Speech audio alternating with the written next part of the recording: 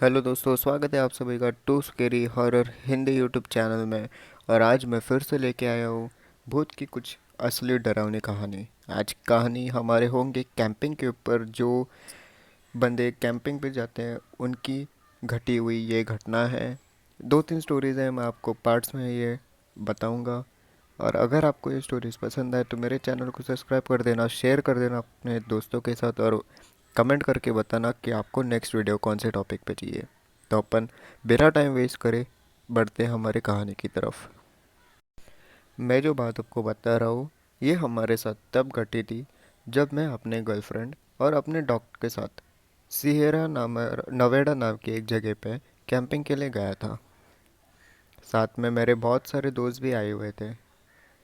जिस जगह हम उस दिन गए थे वहाँ मैं पिछले कई सालों से कैंपिंग और हाइकिंग के लिए जाता हुआ आया हूँ, लेकिन आज तक हमारा सामना सिवाय भालू और सांपों के कभी किसी ऐसे चीज़ के साथ नहीं हुआ था जैसा उस दिन हुआ। उस कैंपिंग स्पॉट पर मैं अपने डॉग के साथ इतने बार जा चुका था कि मेरे डॉग को तो उस जगह का चप्पा चप्पा याद हो गया था। कैंपिंग स्पॉट से हाइकिंग के लिए जाते हुए रास्ते के साथ में एक नदी पड़ती है। मेरे डॉग को उस नदी में मस्ती करने के लिए इतना पसंद था कि कार से उतरते ही वो सीधा उस नदी में पहुंच जाता था। लेकिन वो ट्रिप बिल्कुल अलग थी। जब मैं और मेरी गर्लफ्रेंड उस जगह पहुंचे और मैंने कार का गेट खोला तो मेरा डॉग बाहर ही नहीं निकल रहा था।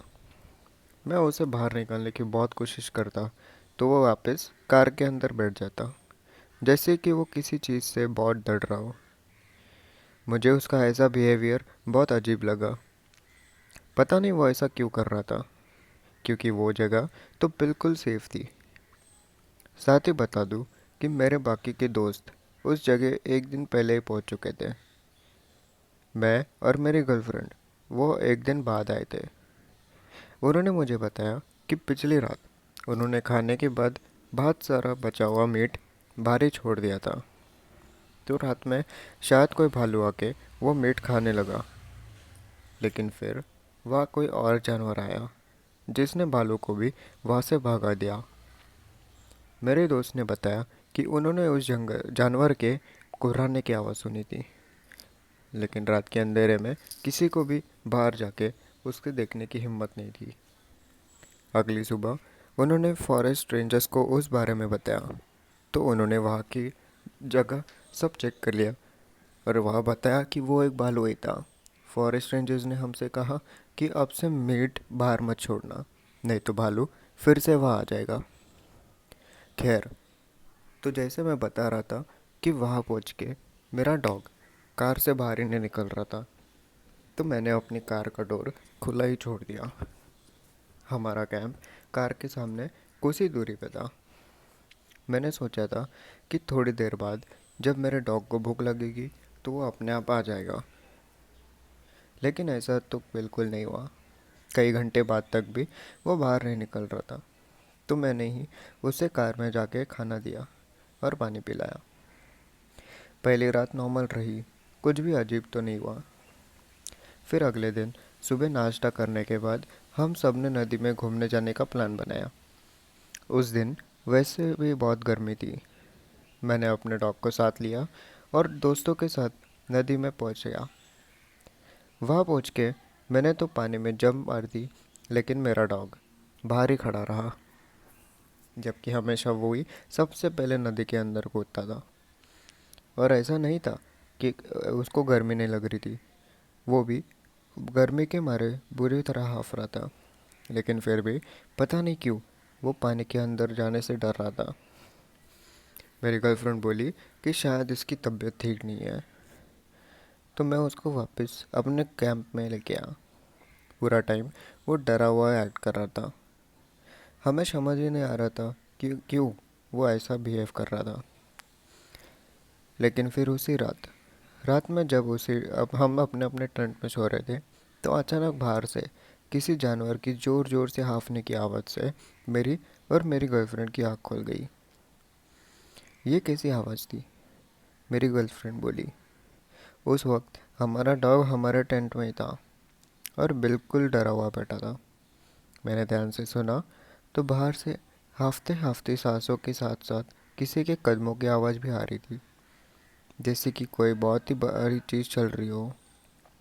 ये जो कुछ भी था वो कोई भालू तो बिल्कुल नहीं था।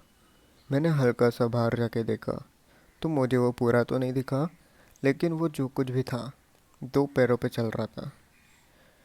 वो हमारे टेंट से करीब 25 फीट दूर कार्स की तरफ घूम रहा था, शायद खाने के लिए कुछ ढूंढ रहा था।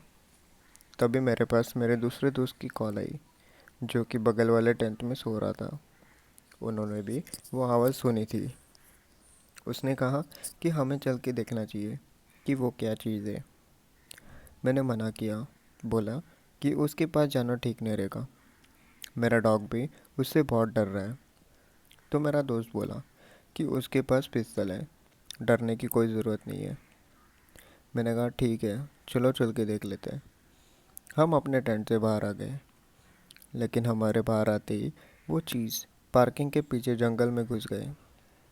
मैं और मेरे दोस्त दोनों भागते हुए उस तरफ गए, और मेरे दोस्त ने बिना कुछ सोचे कई गोलियां उस तरफ चला दी। लेकिन हैरानी थी कि ना तो वहाँ से किसी की चीखने की कोई आवाज़ आई, ना ही किसी की भागने की। बस पत्तों के हिलने की आवाज़ एक बार आई थी। हम कई देर वही खड़े रहे।